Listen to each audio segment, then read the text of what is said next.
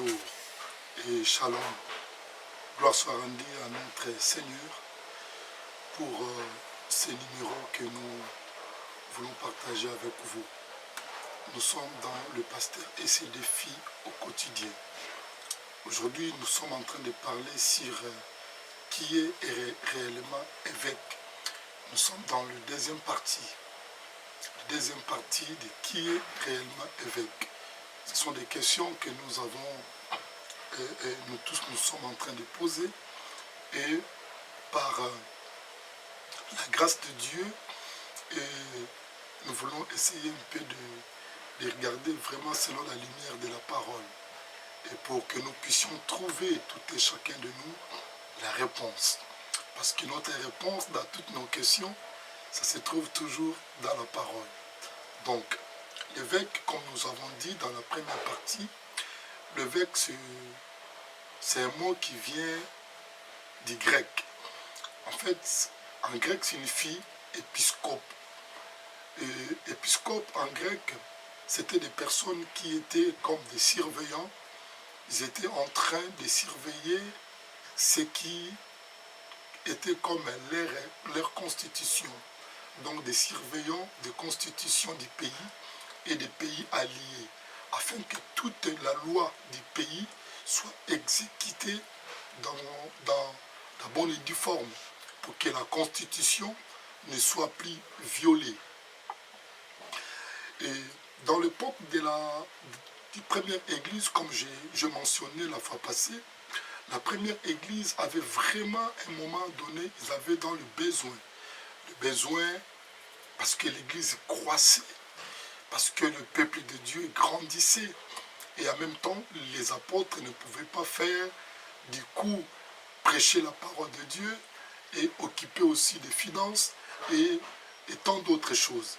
C'est pourquoi la Bible dit qu'ils ont choisi, au niveau de l'église, ils ont lancé un appel à celui qui veut devenir un évêque. Parce que je vous ai dit la fois passée qu'un évêque, pour quelqu'un qui devait devenir un évêque, il doit postuler selon la parole du Seigneur, comme la Bible dit dans le livre de Timothée. Livre de Paul à Timothée. 1 Timothée chapitre 3, verset 1er. Il dit: cette parole est certaine. Si quelqu'un aspire à la charge d'un évêque, si quelqu'un aspire, si quelqu'un postule à la charge d'un évêque, voilà, il désire une œuvre excellente. Donc nous avons dit que, à comprendre selon la lumière de la parole, un évêque, c'est une personne qui est appelée à prendre soin de tout ce qui est le fond de l'Église, parce qu'un évêque, en vrai dire, c'est un administrateur d'une église. C'est lui qui s'occupe de tout ce qui est dépenses, de tout ce qui est finance.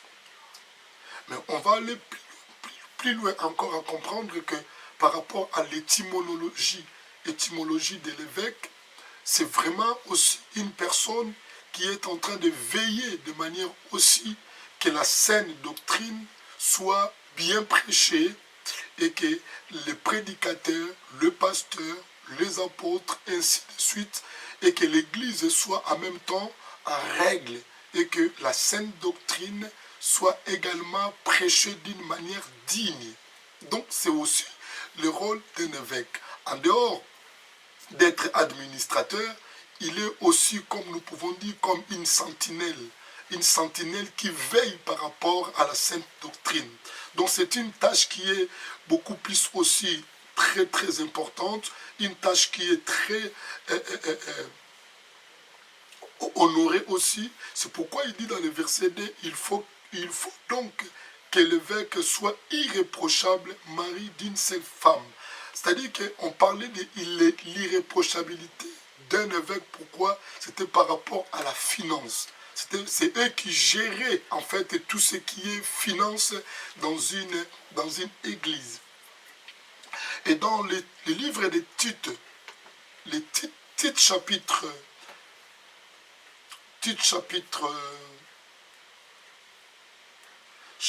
1, toujours, dans le verset 5, il dit là-bas ceci: je t'ai laissé à Crète, afin que tu mettes en ordre ce qui reste à régler. L'apôtre Paul est en train de confier ou laisser la charge à Tite, afin de prendre soin également de l'église qui était aux environs de cette contrée-là ou dans la ville de Crète. Et que, selon mes instructions, tu établisses des anciens dans chaque ville. Pourquoi établisser des anciens? Les anciens, les évêques, c'est presque la même personne, ou les mêmes mots utilisés en fait. Parce que dans l'ancienne alliance, comme je disais dans la première partie, même dans l'ancienne alliance, il y avait des évêques. On l'appelait comme des chefs, mais en grec ancien, on les appelait les presbytres.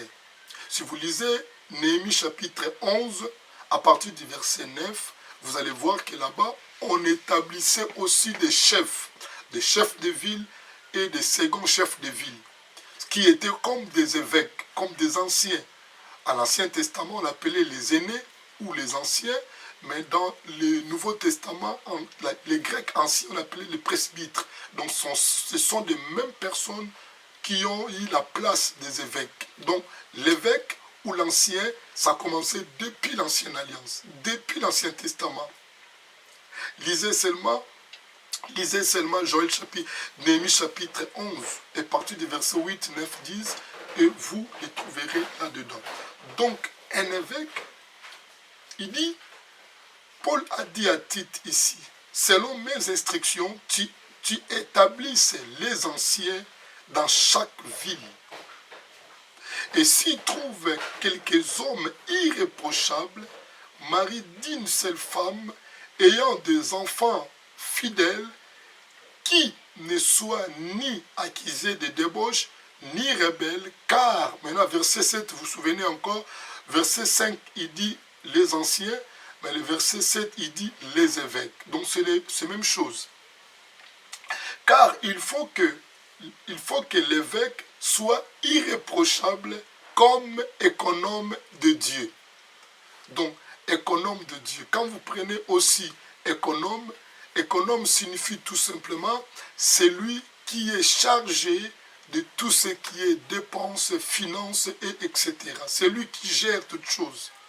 Donc, l'évêque, c'est une personne qui est en train de gérer également ce qui est la finance, ce qui est le dépense, tout ce qui est administration de l'Église.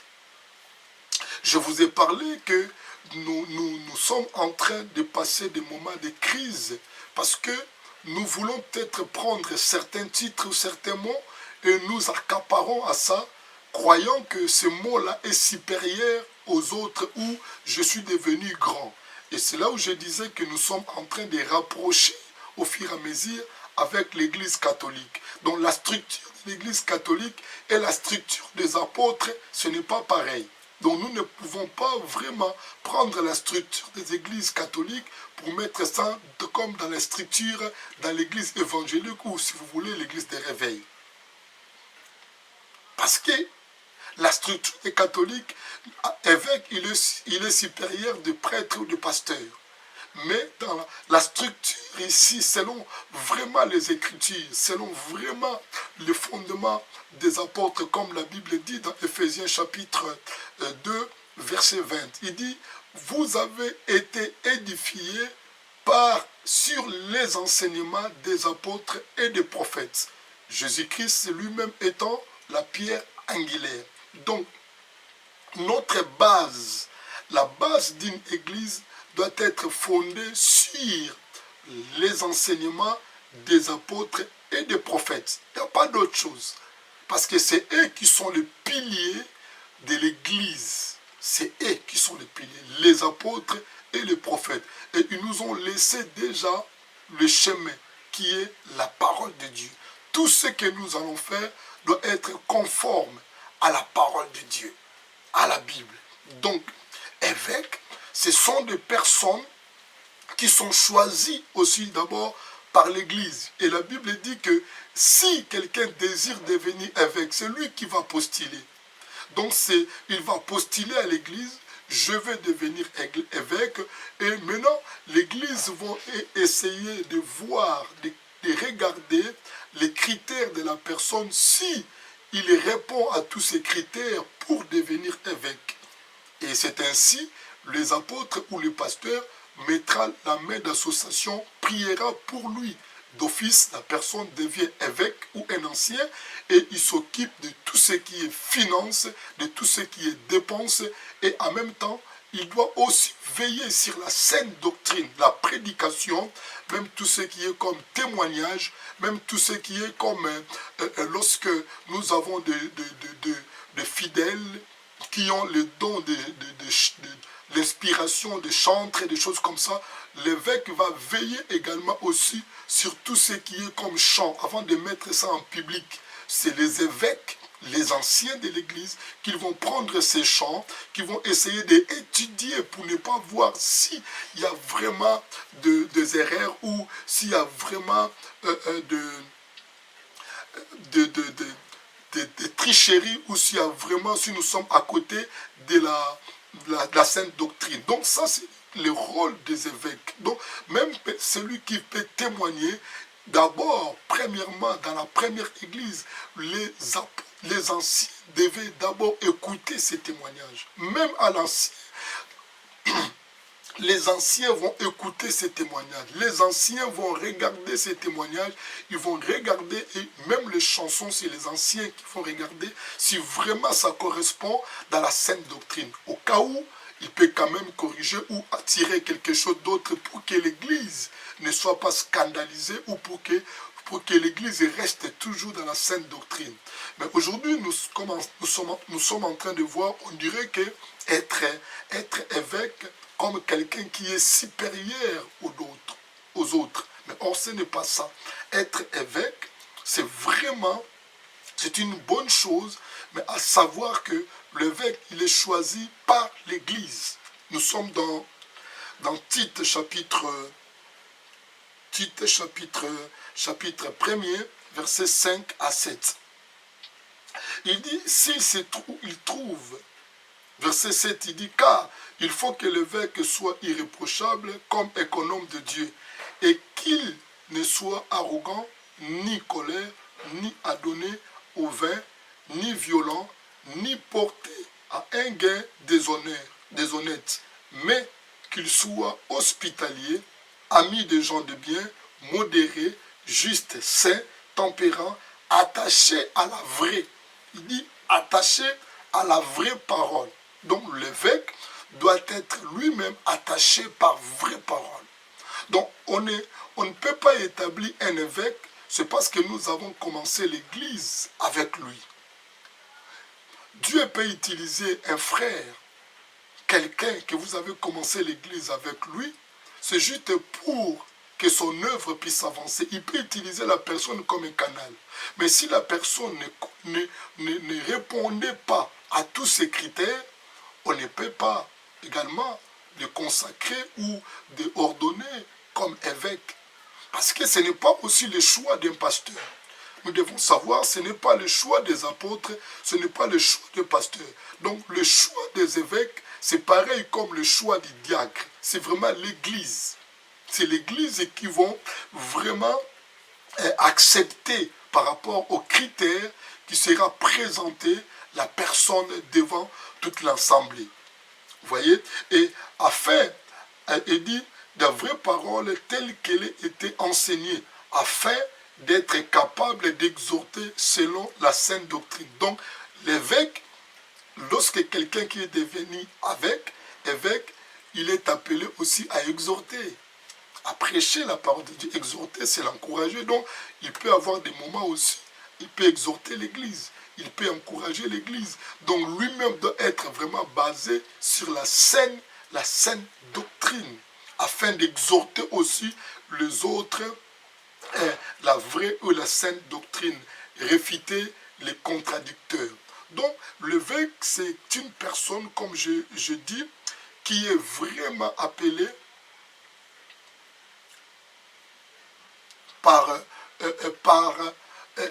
c'est l'Église qui fait le choix. La différence entre l'évêque et le ministre de Dieu, c'est ça que je vous ai dit dans la première partie. Donc le ministre de Dieu, les 5 ministères comme apôtre, prophète, évangéliste, pasteur, docteur, ils sont choisis par le Seigneur. C'est lui-même le Seigneur qui a choisi. Il n'y a aucun critère que vous pouvez présenter devant le Seigneur parce qu'il nous connaît mieux que nous-mêmes. Mais donc lui-même, le Seigneur qui fait son choix et qui peut tailler la personne, qui peut briser la personne, qui peut former la personne pour que la personne devienne un instrument utile pour l'Église, mais dans son ministère. Mais ce qui concerne l'évêque, ce sont des personnes, des ministres locaux. Que ce soit l'évêque, que ce soit les diacres. Ce sont des ministres locaux. Donc je voulais aussi souligner ce point à comprendre qu'un évêque d'une assemblée une autre assemblée, il n'est pas appelé, il n'est pas forcément évêque dans mon assemblée. Donc un évêque qui est choisi comme évêque dans une autre communauté, il n'est pas forcément évêque dans ma communauté. Pourquoi? Parce que dans ma communauté, nous ne le connaissons pas.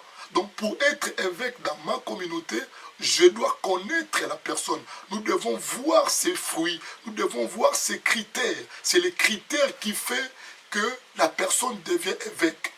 Mais le ministre de Dieu, c'est le choix de Dieu direct. Mais l'évêque, c'est un choix indirect. C'est un choix qui vient de l'Église. C'est la personne qui va présenter également ces critères. Nous allons voir ces critères, nous allons voir comment il dirige ses enfants, nous allons voir comment il est capable, nous allons voir comment il est honnête, nous allons voir toutes ces choses-là, tous ces critères-là doivent être vus par l'Église. Et l'Église qui vont choisir celui-là, il marche bien, il est honnête, il est respecté, il n'est pas arrogant, il n'est pas débauché. Tous ces critères-là, c'est qui va faire que la personne être choisie comme évêque et que les apôtres ou les pasteurs priera pour lui. Donc c'est ça ce que nous devons comprendre. Donc nous devons faire très attention à comprendre que ce n'est pas vraiment que l'évêque est supérieur au pasteur. L'évêque, selon la parole de Dieu, selon les Écritures et selon le fondement des apôtres, c'est que la Bible nous enseigne, l'évêque, il vient dans le second rang. Surtout dans l'église paulinienne, vous allez voir que l'apôtre Paul est en train de parler dans le livre même. Si je prends le livre de Philippiens, je peux aussi prendre de Philippiens, je peux prendre aussi Actes des apôtres. Prenons le livre de Philippiens. Il dit Paul et Timothée, serviteurs de Jésus-Christ. Regardez comme il dit Paul et Timothée, serviteurs de Jésus-Christ. Je prends Philippiens 1, chapitre 1. Paul et Timothée, serviteurs de Jésus-Christ, à tous les saints en Jésus-Christ qui sont à Philippe. Regardez, c'est maintenant ce qu'il dit aux évêques et aux diacres. Aux évêques et aux diacres. Que la grâce et la paix vous soient données de la part de Dieu, notre Père, et du Seigneur Jésus-Christ. Je rends grâce à mon Dieu de tous les souvenirs que je garde de vous, ne cessant dans toutes mes prières pour vous tous, de manifester ma joie au sujet de la part que je vous ai prêné l'évangile depuis les premiers jours jusqu'à maintenant. Il parle à l'église, mais il a quand même honoré les évêques et les diacres. Mais là, il parle une salutation d'encouragement. Il dit Paul et Timothée, serviteurs de Jésus-Christ. Donc le ministre, il fait part, c'est vraiment le ministre de Dieu. Là où vous le comprenez vraiment, il met accent là, serviteur de Jésus-Christ. C'est-à-dire parmi les 5 ministères, Paul comme apôtre, Timothée comme pasteur. Mais il dit à tous les saints, c'est-à-dire les membres de l'Église, à tous les saints en Jésus-Christ qui sont en Philippe. Les évêques et les diacres font partir de tous les saints. Les évêques et les diacres font partir de fidèles, de tous les saints. Mais comme ce sont des personnes aussi à honorer, ils étaient ordonnés, ils ont pris quand même les rangs des évêques et les rangs des diacres. C'est pourquoi Paul a mentionné ici et aux évêques et aux diacres. Mais ils sont parmi les saints, comme les fidèles de l'église de Philippe, que Paul est en train d'encourager de leur travail, de leur conduite, de la manière que l'église est en train d'avancer. Vous voyez ça? Donc, que Dieu nous bénisse. Nous devons rester dans le fondement des apôtres. Ce qui est important pour l'église. L'église d'aujourd'hui, nous sommes vraiment dans la déviation. Et ce que moi j'appelle une crise ministérielle. Mais par la grâce de Dieu, nous allons tous retourner dans la parole et selon le fondement des Écritures.